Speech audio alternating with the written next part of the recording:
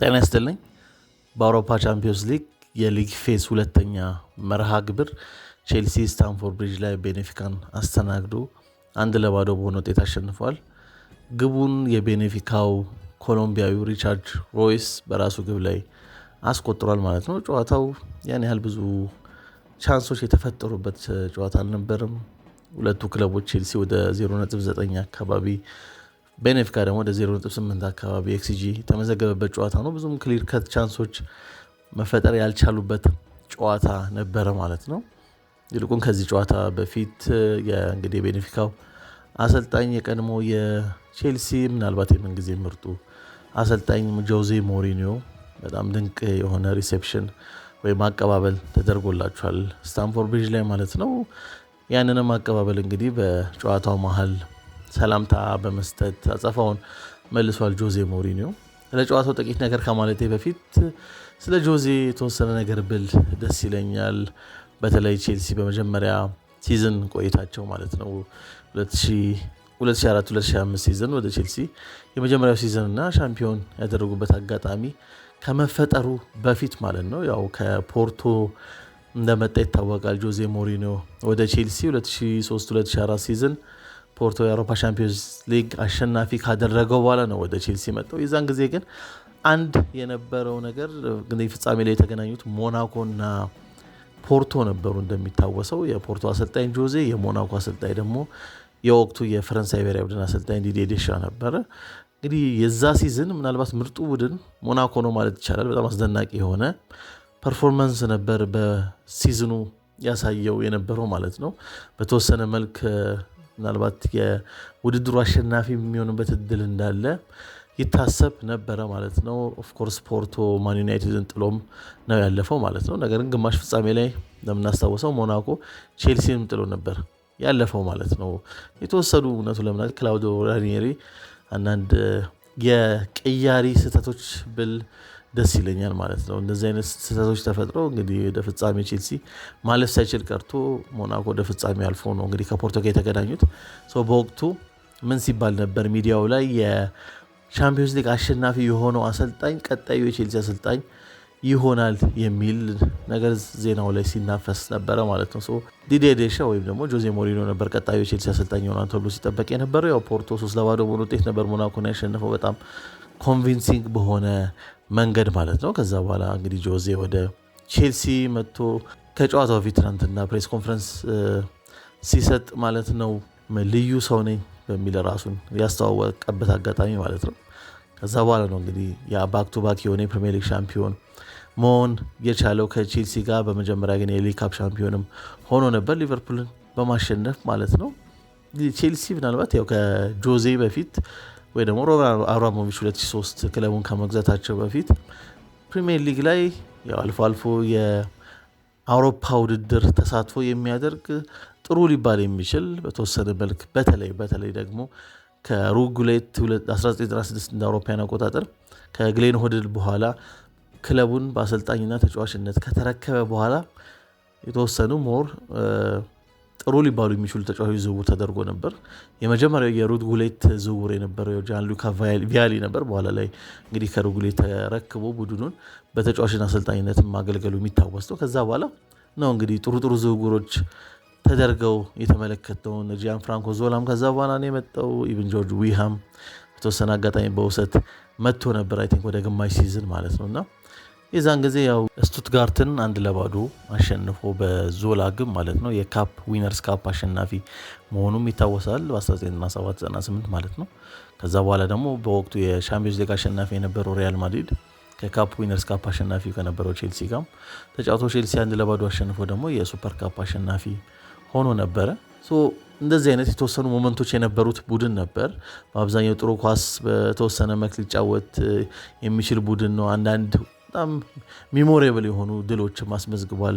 በ1999 ትሬብል ዊነር የነበረውን ማን ዩናይትድን ስታንፎርድ ብሪጅ ላይ 5-0 ያሸነፈበት አጋጣሚ የሚጠቀስ ነው። እንደዚህ አይነት የተወሰኑ ሞመንቶች ነበሩት ማለት ነው። ያን ያህል የኤሊት ክለብነት ደረጃ ባያገኝም ቡድኑ ነገር ግን በፕሪሚየር ሊጉ ላይ ከወገብ በላይ በይበልጥ ደግሞ ምናልባት ከ1 እስከ 6 የሚገኙ ቦታዎች ላይ በብዛት የሚፈጽም ክለብ ፕላስ ደግሞ አብዛኛው ደግሞ ለማየት ጥሩ ሊባል የሚችል አይነት ቡድን ነበረ ማለት ነው። በኬን ቤትስ ባለቤትነት ስር የነበረው ቼልሲ ማለት ነው ወደ ታላቅነት ወደ ትልቅ ክለብነት ወደ አውሮፓ ኤሊት ክለብነት የመሸጋገሪያው ተርኒንግ ፖይንት የነበረው ያው እንደሚታወቀው የሮማን አብራሞቪች ወደ ክለቡ መምጣት እንደሆነ የሚታወስ ነው። ሮማን አብራሞቪች 2003 ቼልሲን ከገዛ በኋላ ያው ክላውዲዮ ራኔሪ 2003-2004 ሲዝንን ይዞ ነበረ የቀጠለው ማለት ነው። የተለያዩ ዝውውሮችን ቼልሲ በወቅቱ አድርጎ ነበረ። ያው 2003-2004 ሲዝን ላይ የቻምፒዮንስ ሊግ ቦታን ይዞ ጨርሶ ነበር። ቡድኑ ወሳኝ ድሎችንም ጥሩ ድሎችንም በአውሮፓ መድረክ በተለይ ማሳካት ችሎ ነበር። ኢንቪንሲብል የነበረውን በወቅቱ ፕሪሚየር ሊጉ ማለት ነው አርሰናልን በደርሶ መልስ ጨዋታ በማሸነፍ ነው እንግዲህ ወደ ቀጣዩ ዙር በአውሮፓ ቻምፒዮንስ ሊግ ያሸነፈው። የሚረሳ አይደለም ያ የማይክል ኤሲያን አስደናቂ ግብ፣ በኋላ ላይ ደግሞ ሃይብሪ ላይ የብሪጅ ዋይን ብሪጅ ግብ ነበረ እንግዲህ ቼልሲን አሸናፊ አድርጎት 2-1 ባለቀው ጨዋታ ወደ ቀጣዩ ዙር ያለፈው ማለት ነው። በጣም ትልቅ ድል ነበረ ማለት ነው። ከዛ በኋላ ነው እንግዲህ 2004 ክረምት ላይ ጆዜ ወደ ቼልሲ የመጣው ማለት ነው። እንግዲህ ቼልሲ ከዛ በኋላ ጆዜ ከመጣ በኋላ ምናልባት የክለቡን ታሪክ በመቀየር ረገድ ሮማን አብራሞቪች ትልቁን ሚና ቢጫወትም ሜዳ ውስጥ የአሸናፊነት መንፈስ በመገንባት ማለት ነው ለዛ ሲዝን ብቻ ሳይሆን ከዛ በኋላ ለነበሩት አመታት ማለት ነው ፕሮባብሊ ሮማን አብራሞቪች ክለቡን እስከሚለቅ ድረስ ብሎ መናገር ይቻላል። ቼልሲ ሲባል አሸናፊ ቡድን ዊኒንግ ቲም የመሆንን ይህን ሜንታሊቲ የፈጠረ አሰልጣኝ ነው ጆዜ ማለት ነው። የሆነ በ3 የፕሪሚየር ሊግ ዋንጫዎች ወይ ደግሞ በኤፍኤ ካፕ ሊግ ካፕ ታይትሎች ብቻ ዲፋይን የሚደረግ አይነት አሰልጣኝ አይደለም ጆዜ ሞሪኒዮ ለቼልሲ የዋለው ውለታ ማለት ነው።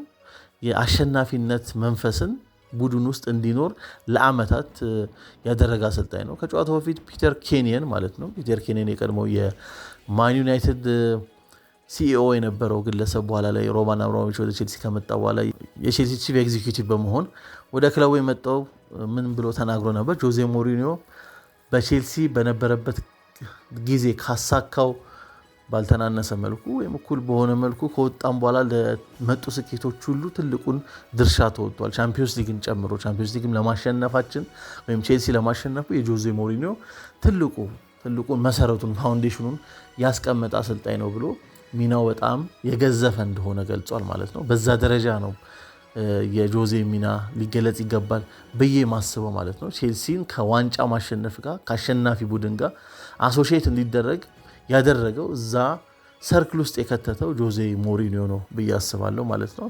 ያው ጆዜ በተጫዋቾችን ሞቲቬት በማድረግ ፕላስ ደግሞ ያው ታክቲካሊ ቡድኖቹን በአስደናቂ ሁኔታ በመስራት 2004-2005 የመጀመሪያው የፕሪሚየር ሊግ ሲዝን አሸናፊ ሲሆን እንደምናስታውሰው 15 ግብ ብቻ ያስተናገደ 25 ክሊን ሺቶችን ያስመዘገበ ወደ 11 የሚጠጉ ጨዋታዎችን 1-0 ያሸነፈ አይነት ቡድን፣ ደንበኛ የመልሶ ማጥቃት ቡድን፣ ጠንካራ የዲፌንሲቭ ኦርጋናይዜሽን ያለው ቡድን፣ በጣም ሞር ፊዚካል የሆነ ቡድን እንደነበር የምናስታውሰው ነው።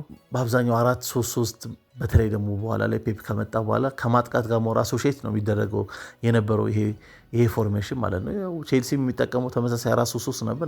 ነገር ግን የበለጠ ጥንቃቄን የሚመርጥ ሞር ዲፌንሲቭ የሆነ ነገር ግን በጣም አደገኛ የሆኑ የመስመር የካውንተር አጥቂዎች ያሉበት ቡድን፣ እንደ ፍራንክ ላምፓርድ አይነት ተጫዋች ያለ ድንቅ የሆነ የሳጥን ተጫዋች ግቦችን የሚያመርት በጣም ድንቅ አሲስቶችን የሚያደርግ እንደ ዲዲር ድሮግባ አይነት ደግሞ አስደናቂ የሆነ ሴንተር ፎርዋርድ ትላልቅ ጨዋታዎችን መወሰን የሚችል በጣም ፊዚካሊ ስትሮንግ የሆነ አይነት ስብስብ የያዘ እና አስደናቂ የሆነ ቡድን ነበረ ማለት ነው። አውሮፓ ላይም እንግሊዝ ፕሪሚየር ሊግ ላይ ብቻ ሳይሆን አውሮፓ ላይም ኤሊት የሆነ ቲም እንዲሆን ትልቁን ሚና የተጫወተ አሰልጣኝ እንደሆነ ይታወቃል ጆዜ ሞሪኒዮ።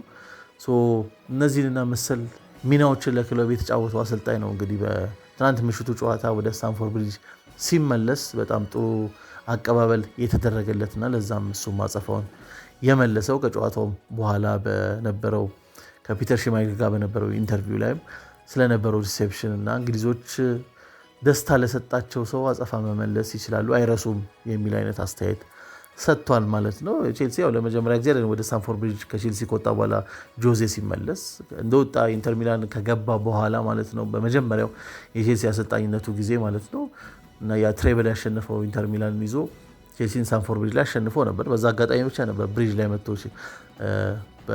ከሌላ ክለብ ጋር ጆዜ አሸናፊ መሆን የቻለው። ከዛ በኋላ ግን ያው ከዩናይትድ ጋርም ከስፐርስ ጋርም በእነዚህ በተለያዩ አጋጣሚዎች ወደ ስታንፎርድ ብሪጅ መጥቶ ተጫውቷል።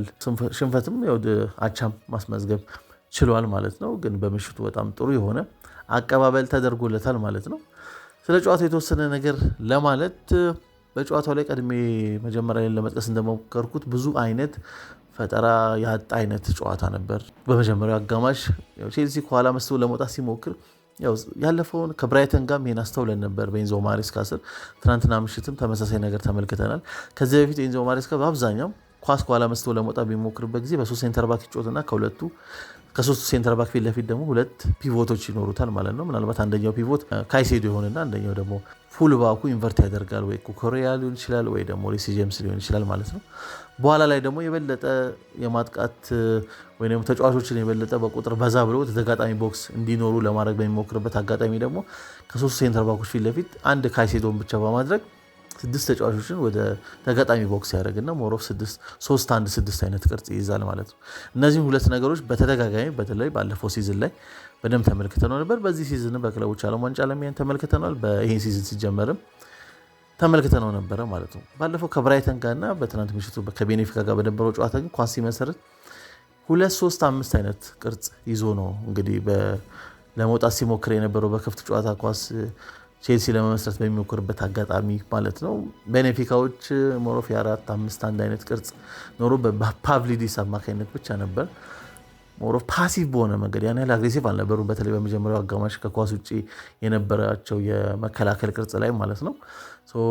በብዛት ከሜዳቸው በራሳቸው የሜዳ አጋማሽ አካባቢ ጀምሮ ነው እንግዲህ 4-5-1 ቅርጽ የነበረው። ቼልሲ መጀመሪያው አጋማሽ ላይ የኳስ የተሻለ ቁጥጥር ነበረው፣ እድሎችን ለመፍጠር ሲሞክር ነበረ። በኋላ ላይ ነው እንግዲህ ከፔድሮ ኔቶ የተሻገረ ኳስ ወደ አሌሃንድሮ ጋርናቾ ወደ ሴንተር ያደረገውን ኳስ ሪቻርድ ሮይስ እንግዲህ ያወጣለው ብሎ ቀጥታ ራሱ ግብ ላይ አስቆጥሮ በዛች ግብ ነው እንግዲህ ቼልሲ አሸናፊ መሆን የቻለው ማለት ነው። ሰከንድ ሃፍ ላይ ቤኔፊካ በተሻለ ሁኔታ ሞር አግሬሲቭ ሆኖ የተሻለ ኳስም ከቼልሲ በተሻለ ኳስ መቆጣጠር ችለው ነበረ። ነገር ግን ብዙ ቻንሶችን መፍጠር አልቻሉም። ቼልሲ ውጤቱን አስጠብቆ መውጣት ችሏል ማለት ነው። ያን ያለ ጨዋታው ብዙ ድሎች የተፈጠሩበትም ስላልነበረ ብዙ ለማየት የሚማረክ አልነበረም ነበረ ጨዋታው ማለት ነው። አጠቃላይ 90 ደቂቃ ላይ ቼልሲ እንግዲህ አንድ በግልጽ እየተመለከትን ያለ ነው። ያው እንደ ኮል ፓልመር ስብስብ ውስጥ ሲኖር እና ኮል ፓልመር ሳይኖር ያለው ልዩነት እጅግ በጣም የሚደንቅ ነው። ቡድኑን ወደ ከፍተኛ ሌቭል ነው የሚያሸጋግረው ኮል ፓልመር ስብስቡ ሲኖር ማለት ነው። ያው በዋናነት የፈጠራው ትልቁ ምንጭ የቡድኑ ኮል ፓልመር እንደሆነ የሚታወቅ ነው ማለት ነው። ለቡድኑ ሞር ኮምፖዠር የሚሰጠው እሱ ነው። የበለጠ ሞር ኮንትሮል የሚሰጠው እሱ ነው። የበለጠ ኃላፊነት ወስዶ እድሎች እንዲፈጠሩ ለማድረግ የሚሞክረው እሱ ነውና ወደ ኔክስት ሌቭል ከፍ ነው የሚያደርገው ማለት ነው። የአንድ ተጫዋች ኢምፓክት በዚህ ደረጃ ሲሆን እውነቱን ለመናገር እጅግ በጣም የሚገርም ነው ማለት ነውና በትናንቱ ጨዋታ ያው ፓልመር በጉዳት ምክንያት ባለመኖሩ እሱ ቦታ ላይ የነበረው ከብራይተን በውሰት ያመጡት ፋኩንዶ ቦናኖቴ ነው። ፋኩንዶ ቦናኖቴ እኔ ወደ ቼልሲ መምጣቱም ይገርመኛል እውነቱን ለመናገር። ቼልሲ የፓልመርን ኃላፊነት በርደኑን ሼር ለማድረግ እንደ ጃቪ ሲመንስ አይነት ተጫዋች ወይ ሞርጋን ሮጀርስ አይነት ተጫዋች ይመጣል ተብሎ ሲጠበቅ ነበር። በተለይ ጃቪ ሲመንስ ወደ ቼልሲ መምጣት እድሉ በጣም ሰፊ ይመስል ነበር። ነገር ግን በኋላ ሳይሳካ ቀርቶ ቦናኖቴ ነው የመጣው። ቦናኖቴ ለብራይተንም መጀመሪያ አሰላለፍ ውስጥ የሚሰለፍ አይነት ተጫዋች አይደለም። በውሰት እየተሰጠ የነበረ ተጫዋች ነው። ወደ ሌስተር በውሰት ተሰጥቶ የነበረ ተጫዋች ነው እና እሱ ነው እንግዲህ ቼልሲ አምጥቶት እንግዲህ አሁን የፓልመርን አለመኖር እሱ እንዲሸፍን ኤክስፔክት ሲደረግ የነበረው ማለት ነው እና ያን ያህል ጥሩ አልነበረ። መጀመሪያው አጋማሽ በኋላም ተቀይሮ መውጣት ይችላል። ስቴቫ ዊሊያን በኋላ ላይ ገብቷል ማለት ነው። ምናልባት ቼልሲ ላይ አሁን ባለው ሁኔታ የማጥቃቱ ትልቁ አቅም በዋናነት ኮል ፓልመር ሆኖ ሌሎች ሁለት ተጫዋቾች ይጠቀሱ ቢባል ሁለቱ ብራዚላውያን ጆዋ ፔድሮ እና ስቴቫ ዊሊያን ናቸው ብዬ አስባለሁ ማለት ነው። የሆነ ነገር ለማድረግ የሚሞክሩ አይነት ተጫዋቾች እነሱ ናቸው። ነገር ግን የኮል ፓልመር ስብስብ ውስጥ መኖር በጣም አስተዋጽኦ በጣም ሰፊ ነው ማለት ነውና ያን እጅጉን የተመለከትንበት አጋጣሚ ይመስለኛል በትናንትናው ጨዋታ ላይ ማለት ነው። ግን ዝም ብለው ቁጥር የምንመለከት ከሆነ ቼልሲ ኮል ፓልመር ሳይኖርና ሲኖር ውጤቱ እንዴት ነው ብለን የምንመለከት ለምሳሌ ያለ ኮል ፓልመር ቼልሲ ወደ 19 ጨዋታዎችን ሴፕቴምበር 2023 ቼልሲ ከተቀላቀለ ጀምሮ ማለት ነው 19 ጨዋታዎችን ቼልሲ አድርጎ ነበር እና 15ቱ ማሸነፍ ችሏል ያለው ኮል ፓልመር ማለት ነው። ያ ማለት ወደ 78.9 የማሸነፍ ስኬት ማለት ነው። ነገር ግን ኮል ፓልመር እያለ ደግሞ አጠቃላይ ወደ 101 የሆኑ ጨዋታዎችን አድርጎ 54ቱን ነው ማሸነፍ የቻለው። የማሸነፍ ስኬቱ ወደ 53.5 ነው። ኦፍኮርስ እንግዲህ የጨዋታውን ብዛት ግምት ውስጥ ከከተትን ማለት ነው ሳምፕል ሳይዙ የኮል ፓልመር በተሰለፈበት ጨዋታ 101 ብዙ ጨዋታ ነው። ስለዚህ ሳምፕል ሳይዙ ከፍ ባለ ቁጥር ሬቱ የመቀነስ እድል ይኖረዋል ማለት ነው። የሽንፈቶች የመስተናገድ እድል ይኖራቸዋል። ሳምፕል ሳይዙ ሞር ቀነስ ማለቱ ደግሞ የበለጠ ቁጥሩን ከፍ ሊያደርገው ይችላል። እንደዛም ቢሆን ግን አንዳንዴ ቁጥሮች እውነታውን አይነግሩንም ማለት ነው። በአይናችን የምንመለከታቸው ነገሮች ደግሞ የበለጠ ወሳኝ ናቸው ብዬ አስባለሁ እና የፓልመር አለመኖርን በደንብ የምናስተውልበት የቡድኑ የፈጠራ አቅም እጅጉን በጣም በአስቸጋሪ በከባድ ሁኔታ ውስጥ ሆኖ የምንመለከትበት አጋጣሚ ነው ማለት ነው። ፓልመር በሌለባቸው ጨዋታዎች ማለት ነው። እንግዲህ ቼልሲ የፊታችን ሳምንት መጨረሻ ላይ ከሊቨርፑል ጋር ስታንፎርድ ብሪጅ ላይ ፕሪሚየር ሊግ ጨዋታ ይኖረዋል። በዛም ጨዋታ ላይ ፓልመር የማይኖር ይሆናል። ምናልባት ከዛ በኋላ ኢንተርናሽናል ብሬክ ስላለ ከኢንተርናሽናል ብሬክ በኋላ ነው ይመለሳል ተብሎ የሚጠበቀው። ቡድኑ ግን በብዙ መልኩ የፈጠራ አቅም በጣም ያንሰዋል ማለት ነው። ትናንቱ ጨዋታ እንግዲህ በጣም ከቆይታ በኋላ ጉዳት ላይ ነበረው ባዲያሺሊ በመጀመሪያ አሰላለፍ ውስጥ ተመልክተነዋል ማለት ነው። ከቻሎባ ጋር ተጣምሮ ማለት ነው። አንዱ አዲሱ ነገር እሱን ነው የተመለከትነው። ሌላኛው ቅድም ስጠቅስ ቼልሲ ከኳስ ጋር ማለት ነው ኋላ ለመውጣት ሲሞክር 2-3-5 አይነት ቅርጽ ነው ለመውጣት የሚሞክረው ብለናል። 2-3-5 ሁለቱ ሴንተር ባኮች አሉ። ከነሱ ሁለቱ ሴንተር ባኮች ፊት ለፊት ያሉት ሶስቱ መሀል ላይ ካይሴዶ አሉ። በግራና በቀኝ ኩኩሬያ እና ማሎ ጉስቶ ናቸው ሁለቱ ፉልባኮች ማለት ነውና ከፊት ለፊታቸው ደግሞ ሀፍ ስፔሱ ላይ ፋኩንዶ ቦናኖቴ እና ኤንዞ ፈርናንዴዝ ናቸው። ዊድዙን የሚይዙት ደግሞ አሊያንድራው ጋር ናቸው በአንዱ በኩል፣ ፔድሮ ኔቶ በአንዱ በኩል የፊት አጥቂ ሆነው የተሰለፈው ትናንቱ ጨዋታ መጀመሪያ አሰላለፍ ላይ ታሪክ ጆርጅ ደግሞ ሴንትራል እናገኘዋለን ማለት ነው። ይህን አይነት ቅርጽ ነው እንግዲህ በዋናነት ቼልሲ ይዞ የነበረው። የቤኔፊካ 28 ቁጥሮች ሀፍ ስፔሱ ላይ ያሉትን ሁለቱን ኤንዞ ፈርናንዴዝን እና ቦናኖቴን ለመያዝ ሲሞክሩ ማለት ነው። የ6 ቁጥራቸው ሱዳኮ ሞር ወደ ካይሴዶን ነው ማርክ አድርጎ የተመለከት ነው ማለት ነው። ታሪክ ጆርጅ ደግሞ ፊት ለፊት ሞሮለስ ብቻውን ነበር። ቤኔፊካዎች ኋላ መስመር ላይ ሞር ፕላስ ዋን የሆነ የአንድ ተጫዋች ተጨማሪ የቁጥር አድቫንቴጅ ይዘው ነበር የተመለከትናቸው። ሁለቱ ሴንተር ባኮች ኦታሜንዲ እና ሲልቫ ነበሩ ማለት ነው። ቀድሜ የጠቀስኩት 8 ቁጥሮቹ ሪቻርድ ሬዮስ እና ባሬንኪያ ነበሩ። እንግዲህ ባሬንኪያ ቦናኖቴን፣ ሬዮስ ደግሞ ፈርናንዴዝን ነበረ አንድ ላንድ ማርክ አድርገው የነበሩ ማለት ነው። ሰከንድ ሃፍ ላይ በተለይ ደግሞ ቼልሲ ከኋላ ከጎል ኪክ ለመውጣት በሚሞክርበት ደግሞ አጋጣሚ ማንቱማን ማርኪንግ በደንብ ስናስተውል ነበር። በቤኔፊካዎች የበለጠ አግሬሲቭ የነበሩት ሰከንድ ሃፍ ላይ ነበሩ። ፈርስት ሃፍ ላይ ቀድሜ እንደጠቀስኩት ሞር ፓሲቭ ነበረ ማለት ነው ቡድኑ። ቼልሲ ሶስቱ ተጫዋቾች መሀል ላይ የነበሩ ሶስቱ ተጫዋቾች አንድ ኢንተረስቲንግ ነገር ስትመለከት የነበረው የተወሰኑ ሮቴሽኖች ስትመለከት ነበር። ከጨዋታው በፊት የሆነ አንድ የተመለከትኩት ቪቲኒያ የነበረው አንድ ኢንተርቪው ላይ ፒኤስጂ መጀመሪያ አካባቢ አሁን የምንመለከተው አይነት ሮቴሽን ብዙ አልነበረንም ብሎ ሲናገር ተመልክቻለሁ ማለት ነው። የበለጠ ፖዚሽናልችንን ሞር አንደርስታንድ እናደርግ ነበር መጀመሪያ አካባቢ ሲሞከር የነበረው። ከዛ በኋላ ነው የፖዚሽናል አንደርስታንዲንጋችን በደንብ ከታየ በኋላ ነው ወደ ሞሮፍ ይሄ አሁን የምንመለከተው አይነት ሮቴሽን የመጣ ነው አይነት አስተያየት ሲሰጥ ነበር ቪቲና። በትናንቱ ጨዋታ ቼልሲ አንድ ስንመለከት የነበረው ለምሳሌ ኩኩሬያ ወደ ግራ በኩል ያዘነበለው ከሶስቱ እሱ ነበርና ከኤንዞ ፈርናንዴዝ ጋር ሲቀያየሩ እንመለከት ነበር። ኤንዞ ፈርናንዴዝ ሞር ድሮፕ ያደርግና ከሁለቱ ሴንተር ባኮች ካሉት ከሶስቱ በካይሴዶ ወደ ግራ በኩል ያለው ኩኩሬያ የነበረበት ቦታ ይኖራል። ኩኩሬያ ደግሞ ሞር የግራ ሀፍ ስፔስ ቦታ ላይ እናገኘዋለን። ተመሳሳይ በቀኝ በኩልም ይሄን አይነት ሮቴሽን ስንመለከት ነበር ማለት ነው። ሜይ ቢ ይሄ ነገር የበለጠ አድጎ ሞር ፍሉዲቲ ከጨመረ ማለት ነው። ሞር አሁን አንዱ ችግሩ ቼልሲ ለማጥቃት በሚሞክርበት አጋጣሚ ብዙ ጊዜ የምናስታውሰው ሞር ኤርጀንሲ ይጎለዋል ማለት ነው። ፕላስ እንቅስቃሴ ሞር ፍሉይድ አይደለም ማለት ነው። ያን ፍሉዲቲ ለማምጣት ከሆነ እየተሞከረ ያለው በጊዜ ሂደት እስኪ ያን ነገር የምንመለከት ይሆናል። ግን እንደዚህ አይነት ሮቴሽኖችም በጨዋታው ላይ ያስተውለናል ማለት ነው። ነገር ግን ቡድኑ ትልቁ የፈጠራ አቅም አንሶት ተመልክተናል ማለት ነው። አሞኔ ቼልሲ እንግዲህ ከ2023 ላይ ይመስለኛል ለመጨረሻ ጊዜ ቻምፒዮንስ ሊግ ጨዋታ በሜዳው ዶርትሙንድን በሪሃም ስተርሊንግ እና በካይ ሃቨርትዝ ግቦች 2-0 አሸንፎ የነበረው የመጨረሻ የስታንፎርድ ብሪጅ የቻምፒዮንስ ሊግ ድል ማለት ነው የቼልሲ። ከዛ በኋላ የሁለት ሲዝኖች ሚስ አድርጓል ቼልሲ እንደሚታወቀው 2023/24 ነው 2024/25 ቻምፒዮንስ ሊግ ተሳትፎ አልነበረውም። ከዛ በኋላ እንግዲህ የመጀመሪያ የቻምፒዮንስ ሊግ የስታንፎርድ ብሪጅ ጨዋታ ላይ 1-0 ቤኔፊካን ማሸነፍ ችሏል ማለት ነው። ይህን ይመስል ነበር የተወሰነ ስለ ጨዋታውና ተያያዥ ጉዳዮች ማለት ነው። እስኪ እንዴት ነበር ጨዋታው? የተመለከታችሁት ከሆነ ምን ሀሳብ አላችሁ? በኮሜንት መስጫው ላይ እስኪ አስቀምጡልኝ። በተረፈ ላይክ፣ ሼር፣ ሰብስክራይብ እያደረጋችሁ ስለምታደምጡ በጣም አመሰግናለሁ። መልካም ጊዜ